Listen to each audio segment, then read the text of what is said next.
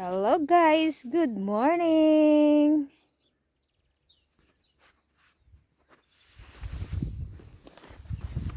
Ito ako. Punta na ako sa trabaho ko ngayon. Yan yung mga strawberry kong pananim. Malinis na, wala nang damo. Yan po ay parsley. Ay, parsley. Celery. Yan ang celery ko. Nag-iisang celery. Yan guys. Punta na ako sa trabaho. Mulan pala kagabi. O basa yung soil. Basa yung lupa. Yan guys. Punta ako sa trabaho ko ngayon. Hindi ako naka-live ngayon. Dito ako sa farm. Sa farm ng amo ko. Punta na ako sa trabaho ko ngayon. Kuha lang ako ng i-upload ko. Yan. Ito po guys ay raspberry. Ito mamumunga ngayong mumulaklak ngayong ngayon March, April. Tapos June may bunga na siya.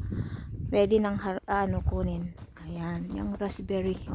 Tamis ang niyan. Mga plums yan, Mga plums tree yan, yung mga yan. Yan. Hanggang doon, sa dulo doon. Guys.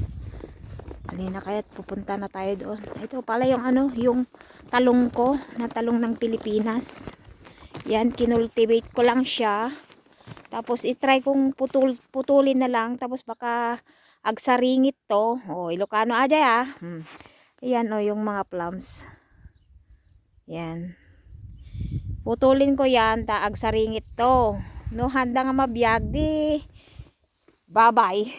Bye-bye. Magtatanim ako ng fresh. Diba? Yan, ganyan. Alis na ako. Nagmamadali ako. Doon naman, mga olive tree, mga yan guys. Mga olive tree, mga yan. Ayan. Bakit naging dilim na? Madilim. Ayan. Punta ako sa sa baba. Ituloy ko yung ginagawa kong pagtatanggal ng damo kasi hindi ko natapos kahapon. Ito yung mga hindi pomegranate, pomegranate. Yan mga puno ng mga pomegranate. Yung nandyan sa baba. Yung nasa tent naman na yan, mga grapes tree. Doon ako maglilinis. Kita yung may green doon. Yun na ako magtatrabaho. Doon ako pupunta. Hindi ako natapos kahapon doon. Kaya babalikan ko ngayon. Hanggat hindi pa sila dumating yung mga amo ko. Kasi ipapasyal nila yung amo kong bae. Kasi nag-uulyanin na siya. Sabi ko kahapon sa kanila, dadalhin nila dito para ikot-ikot dito para hindi niya maisip na ano yung naiisip niya pag ma-refresh naman yung niya pag utak niya dahil nakakalimutan na niya lahat. Buti na lang hindi pa niya ako nakalimutan. Mabait yung matandang yun, yung amo kong babae, pati yung lalaki at saka yung mga anak nila. Yan po yung pomegranate na pinakita ko kanina sa inyo. Yan guys, yan. Tapos ng trinactor ng amo ko nung isang araw. Tapos dahil umulan ngayon, ay naku Diyos ko, siguradong na naman yung mga damo. Tutubo na naman yung mga damo kasi nabasa. Yan guys, punta ako doon sa baba. Doon ako magtatrabaho. Tuloy ko yung hindi ko natapos na tanggalin ng damo. Tatanggal ako ng damo ulit. Yan yung yung plums nagsimula ng may early kasi na plums ngayon at saka yung yan yung mga early na mamumunga, magbulaklak ngayon. 4 na klase yung plums kasi ng amo ko dito, kaya yung iba yung pinakita kong una sa inyo, wala pang yun bago yung may bulaklak ngayon, yun yung susunod na magkabunga, magkabulaklak. Kaya hindi sila kaagad-agad sabay-sabay na mamunga. May 4 na klase dito na na ganyan na plums, pero hindi sila sabay-sabay na mamunga at mamulaklak. Yan guys. Yan na yung gate. Okay, lalabas na. Tagal ko na akong ikot dito, hindi ko mahanap yung eyeglasses ko.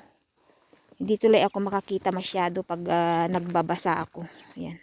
I-open ko yung gate na yan. Yan po mga kawaiti. Na-open ko na yung gate. Okay, lalabas na. Pupunta na dun. Sana ako magtatrabaho. Itutuloy ko yung trabaho ko kahapon. Yan guys. Yan po guys, mga grapes tree. Yan. Puro ng mga grapes. Pero itong grapes na to, ito yung walang seedless. Seedless ang bunga nito. Yan. Yan po yung gate. Yun yung bahay na tinitirhan ko pag nandito ako sa farm. Yan guys. Kaninang umaga umulan siya. Pero ayan, meron na siyang araw ulit. Dito po ako magtatanim ng sitaw.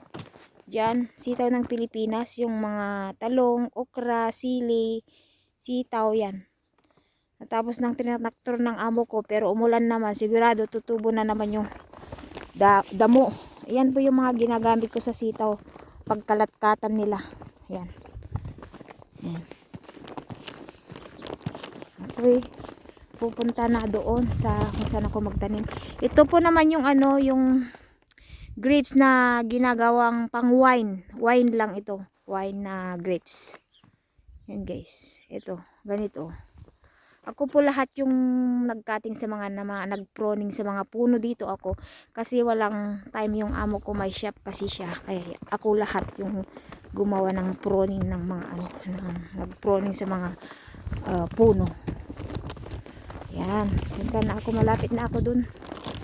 Pakita ko sa inyo yung natapos kong lininisan. Dahil sabi ng amo ko, kasi ang lalaki. Halos na hanggang dito sa waist ko yung kalaki ng hindi kaya daw ng grass cutter yun. Hindi din matatanggal yung niya, ugat niya. Tapos ililinisin ko din pag may isalat dyan ti arado na adye ko. O yan. Yan kami magtatanim ng kamatis guys. Yan. Natapos ko na din nagtanggal yung damo. Tsaka trinaktor na din ng amo ko dahil sa kakamamadali niya. Tignan nyo naman. Yan, nasira yung yung tube dahil sa kanya. Sinabi ko wag niya nang traktorin kasi yun idig ko lang naman yung puno kung saan ako magtatanim. Trinaktor niya pa rin, ayan, nasira tuloy yung tube niya. Dito naman po, itratraktor ng amo ko. Gagawing ay magtatanim ako dito ng yung kamuti, sweet potato. Dito ako magtatanim kasi gustong-gusto ng mga Pilipina dito sa Cyprus itong kamote natin, 'di ba? Ako din nga, gustong-gusto ko 'yan. Basta may may kalamansi, kamatis, sibuyas. 'Yun. Halo mo sa kamote, dahon ng kamote. Ito naman, tatamnan namin ito ng yung mulagat na utong, yung tudo, tawag nila mulagat, tudo ang tawag nila, yung maliliit na na sitaw, na beans. Yan, dito. Lahat yan. Yan ang tinapos ko ng 3 araw. 3 araw kong tinapos to guys. May natira akong kunti dito Oh, yan. Ayan guys. Ang lawak ng ko kahapon. Ito yung ko, tinapos ko, itong span na to, tapos yung kabila. Dito sa kabila. Ito hindi ko natapos. Half lang natapos ko dito sa span na to. Dito natapos ko kahapon. Ito. Bali 2 span ang natapos ko. Tapos ito Ayan. Itutuloy ko na to hanggang wala pa sila. Yan pala yung yung mga dyan sa mga parte na yan. May mga yan. May mga cherry trees yan. Yan mga cherry trees. Ito naman yung nandun sa bakras na yon, yung 'di ba tayong Pilipino may dragon fruit tayo. Sila naman yan yung pinaka dragon fruit nila. Ang tawag nila dito paputsosika ang tawag nila. Pero alam nyo bang may yun? Adati needle na may tusok-tusok siya. Hindi ka pwedeng kumuha niyan pag wala kang gloves na makapal na plastic. Yan, yung ganyan yan ganyan. Parang cactus siya. Pero parang dragon fruit yung niya, yung bunga niya. Ito naman dun sa baba doon. Yun, mga plum tree. Plums tree at saka yung nasa tent na yon, grapes. Yung seedless din, yung green ang kulay, yellow green ang kulay pag namunga. Ayan. At dyan sa tent na yan, dyan ko din tinatanim yung patola. Yung tawag nila sa Ilocano, bilidan ang tawag nila doon. Yan guys. At ako'y magkukontinue na sa aking trabaho dito. Tatapusin ko to para kung sakali, itra-tractor na ng amo ko para ready na. Bukas, imumove ko tong mga mga tube na to para para ready na pag mag-tractor yung amo ko. Ito na guys, itutuloy ko na to. Itong ginagawa ko na ito, kunti na lang to Yan, tapos ko na natanggal ko lang kahapon kasi pagod na ako kahapon kaya hindi ko na tinanggal yung mga tinanggal. Binunot ko. Ayan na, yan na lang natira. Bye guys, salamat sa panonood sa aking video. Salamat. Ay, ito pala mga pala to. Mga grapes din. Yung mga grapes din yung mga to. Lahat ng mga to ay grapes. Ito mga grapes to. Ito yung grapes na seedless din. Pero pink ang kulay niya. Itong seedless na to na grapes. Papakita ko sa inyo lahat pag namunga na sila. Ngayong winter kasi malamig. Wala pa silang leaves. Magsisimula pa lang sila ngayong end of March. Yan lahat. Ito, iba-iba yung pagkakatin ng ng grapes. Hindi porket grapes pare-parehas yung pagkating mo sa mga ganyan niya, mga branches niya bago mamunga. Iba-iba yung Kakailangan mo matuto muna bago ka magkating. Hindi kasi basta-basta na kinakating mo na hindi mo alam kung ano yung tinatanggal mo at saka iniiwan mo. Yan guys. Ako lahat po yung nag-pruning yung ganyan.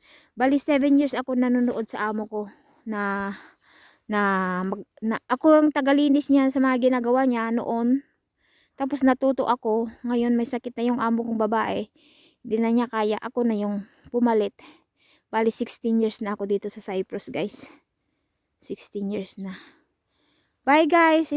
Ang trabaho na ako. Start na ako dito Bye guys. Thanks for watching.